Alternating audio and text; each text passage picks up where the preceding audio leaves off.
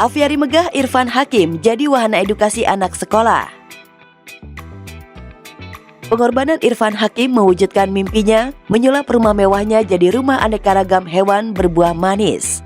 Bagaimana tidak? Setelah bertahun-tahun membangun rumah megahnya jadi habitat aneka hewan, aviari yang dihuni 600 burung laris manis di serbu para siswa. Aviari The Hakim jadi tempat paling favorit anak sekolah Dharma Wisata. Nah, ini adalah aviari The Hakim, lantai 2-nya ya.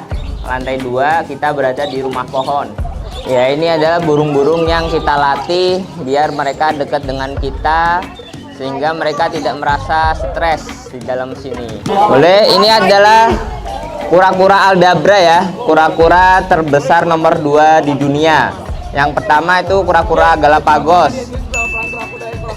Kalau yang ini namanya kura-kura Aldabra, aslinya dari Kepulauan Aldabra. Cukup, dia bisa berumur panjang. Boleh ke atas, silahkan. Ke atas.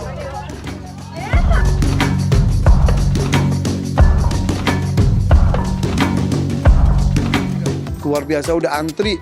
Banyak banget sekolah-sekolah yang pengen mampir ke aviari gue. Ya alhamdulillah, kalau efeknya bagus untuk cinta alam, kenapa tidak?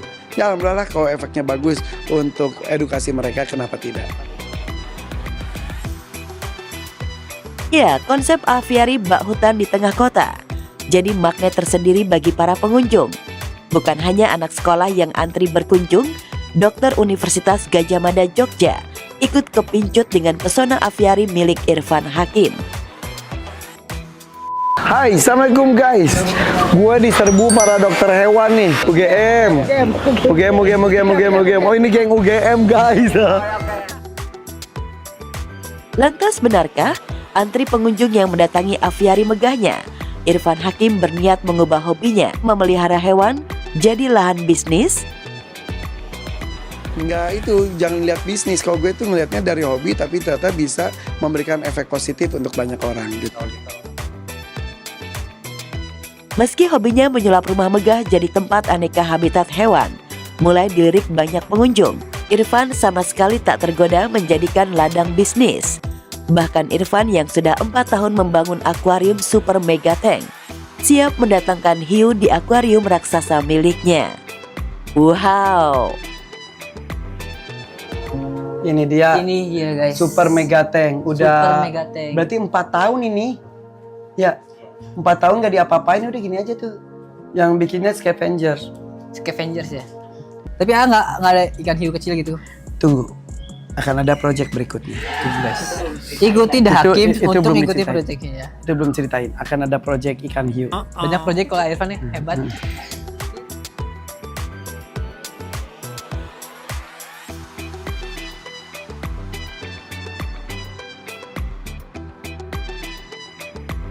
Umumkan vakum dari panggung hiburan. Mahalini beneran hamil?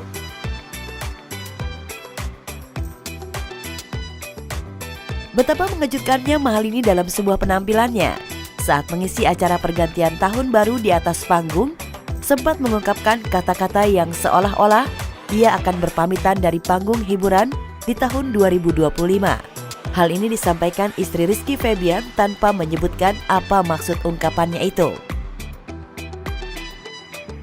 Sebelumnya itu kayak saya ngerasa mungkin berdiri di depan banyak orang adalah salah satu impian saya, mimpi saya gitu. Tapi saya yakin nanti kita ketemu lagi. Publik dan penggemar pastinya menyayangkan keputusan tersebut. Padahal banyak prestasi yang sudah Mahalini raih dari karya-karya lagunya yang viral. Wanita berusia 24 tahun ini berharap agar dirinya selalu dirindukan, meski nantinya sudah tidak lagi bernyanyi. Anggaplah hari ini adalah hari yang dimana kalian nonton aku tuh yang paling berkesan, karena aku nggak tahu tahun depan kita bisa ketemu atau enggak. Aku harap teman-teman di sini semoga semuanya berkesan dan semoga aku selalu dirindukan.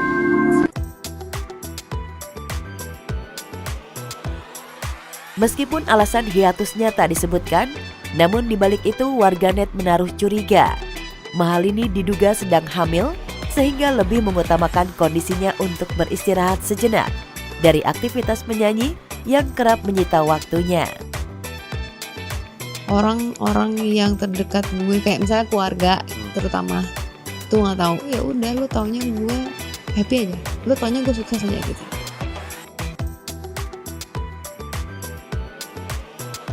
Spekulasi ini semakin menguat karena di beberapa kesempatan Mahalini tampil dengan pakaian longgar yang menutupi lekuk tubuhnya.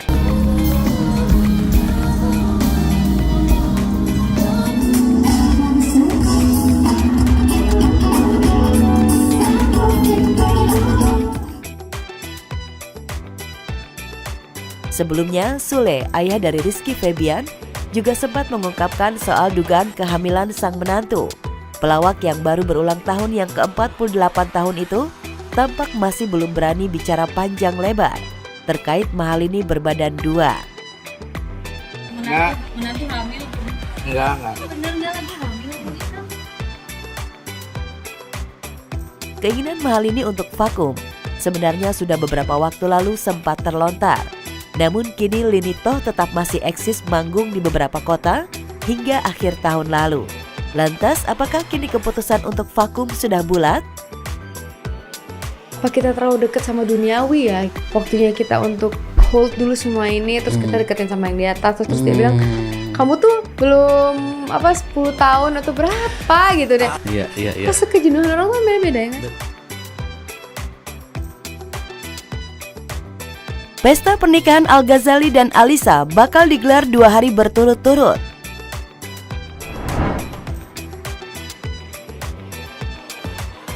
Tahun 2025 bakal jadi tahun spesial bagi sejoli selebriti Al-Ghazali dan tunangannya Alisa Dagues.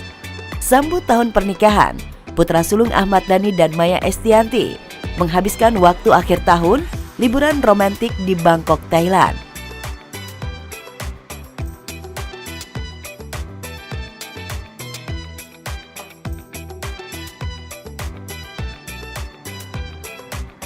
Ahmad Dhani yang tak sabar segera memiliki mantu, kemarin blak-blakan mengungkapkan bakal menggelar pesta ngunduh mantu Al-Ghazali dan Alisa selama 2 hari. Meski belum mau membocorkan konsep pernikahan sang putra pertama, yang pasti pernikahan anak pertamanya berlangsung bulan Juni mendatang.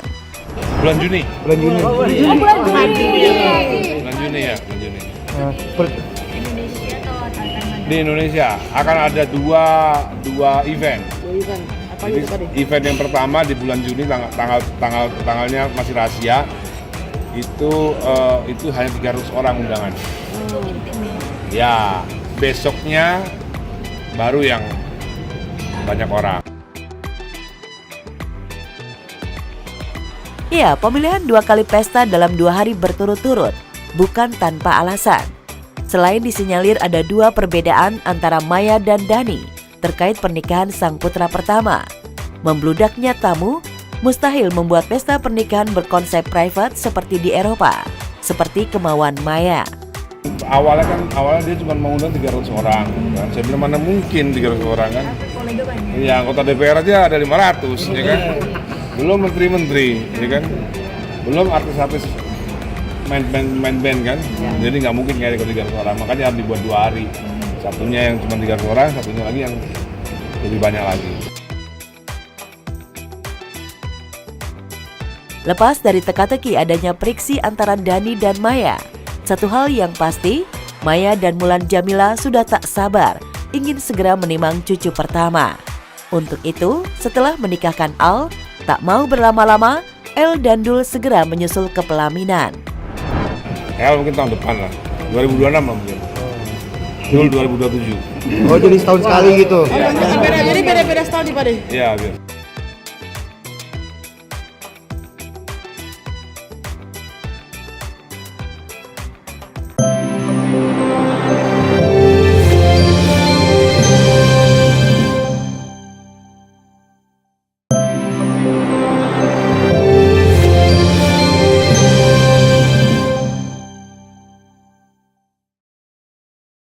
Heboh, Luna Maya Maxime Botier, jajal kereta Jepang tiket dibanderol 45 juta. Romantisnya pasangan Luna Maya dan Maxime Botier yang menyongsong tahun baru dengan melakukan perjalanan seru ke negeri Sakura Jepang. Acara liburan semakin menarik saat pasangan ini menjajal menaiki kereta Orient Express Seven Stars yang emang sudah menjadi impian Luna sejak lama. Hari ini akhirnya kita pergi ke train Seven Star. Ini salah satu bucket list aku. Dia jadi kayak kereta Orient Express di Jepang. Ini salah satu yang paling klasik, paling tertua di Jepang. Bagaimana tidak disebut liburan luxury, lantaran kereta super premium ini hanya menyediakan 10 kamar, sehingga menjadikan tamu-tamu yang ada super limited edition. Tak heran untuk mendapatkan tiket Orient Express Seven Stars adalah sebuah momen langka yang selalu jadi rebutan karena selalu full book. Harga per tiketnya saja dibanderol fantastis, yaitu 45 juta rupiah. Oke.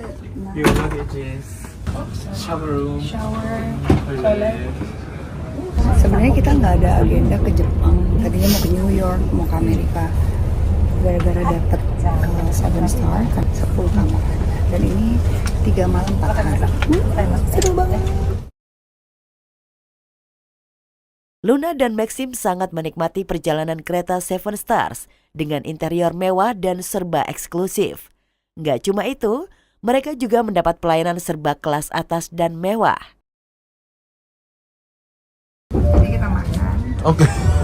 Siang kekenyangan, terus minta request kecil. Ini udah kecil kan?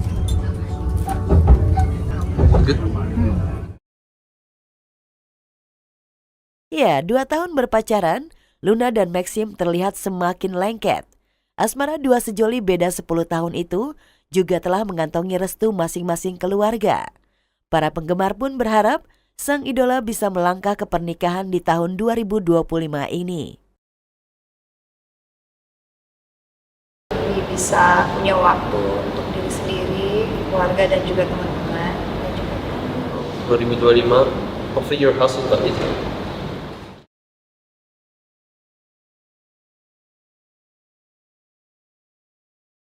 Tengku Zaki kena tipu, nyaris rugi puluhan juta.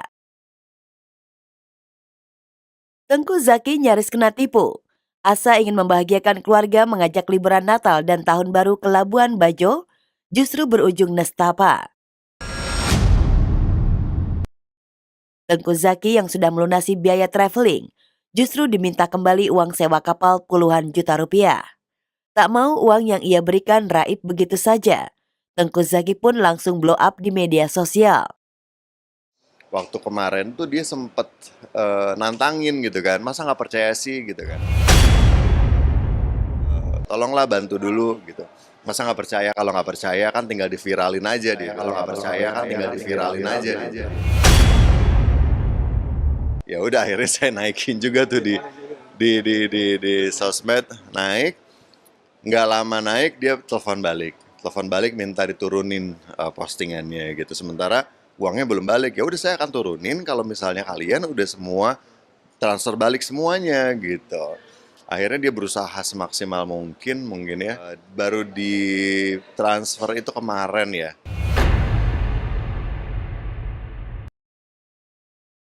Naasnya nasib Tengku Zaki. Maksud hati ingin menutup tahun dengan bahagia, malah nyaris celaka.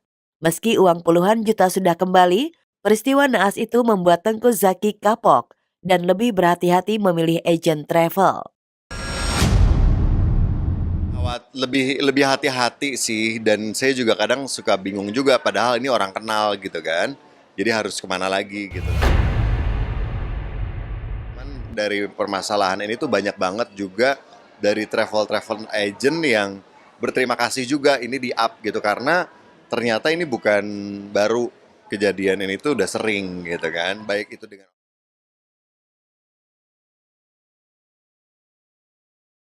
Film animasi karya anak bangsa Zana, Whisper of Volcano Isle. Film Zana, Whisper of Volcano Isle sudah tayang perdana pada Kamis 2 Januari 2025 kemarin. Film animasi karya MNC Animation ini menceritakan tentang kehidupan seorang putri bernama Zana yang terpisah dengan keluarganya. Petualangan Zana dimulai saat ia tidak sengaja masuk ke dunia penuh keajaiban. Dia putrimu yang lama hilang. Oh Zana, akhirnya kamu kembali. Kita harus berbuat sesuatu untuk anak-anak Indonesia gitu ya. Kita harus membuat film yang bermutu, yang dapat memberikan edukasi bagi mereka. Kita melihat ke alam ya, melihat ke alam, terus melihat ke hewan-hewan gitu ya. Jadi saya melihat ada sosok yang menarik nih, kupu-kupu. Jadi kupu-kupu itu dijadikan hidup seperti manusia, meskipun dia punya sayap. Nah, orang Indonesia kalau ngelihat orang sama sayap itu pasti peri katanya. Betul juga Jadi sih. pada awalnya itu kupu-kupu bukan peri. Robby Purba dan Alia Nur Sabrina mengaku bangga karena dapat terlibat dalam film animasi karya anak bangsa. Film Zana, Whisper of Volcano Isle memberikan warna baru di tengah minimnya film anak-anak di Indonesia. Sekaligus menjadi bukti bahwa film animasi produksi anak bangsa layak bersaing di kancah mancanegara. Kita ada beberapa negara yang udah kita confirm ya pada saat press conference kemarin. Jadi di Singapura, Brunei, di Malaysia juga. dan juga ada beberapa negara-negara berikutnya gitu deh. Alhamdulillah, insya Allah. Memang audiens kita tuh kebanyakan anak-anak gitu ya. Jadi ya memang sudah misi kita dan visi kita gitu untuk bikin konten untuk anak-anak. Lantas bagaimana cerita Robby Purba dalam proses produksi film animasi Zana, Whisper of Volcano Isle? Ya, ini karya terbaru aku bersama dengan tim MNC Animation dan MNC Pictures. Yang pasti pertama kesulitannya adalah karena di satu scene menuju ke ending itu ada peperangan antara Oleander sama Atlas. Itu kan suaranya harus berbeda tentu aja. Memerankan dua karakter sekaligus nggak semudah itu. Oh Zana, akhirnya kamu kembali. Dengar baik-baik rencana yang hebat. Seruling biru butuh kekuatan yang besar. Bangunlah gunung api. Kemarahan ini hanya akan menghancurkan kita.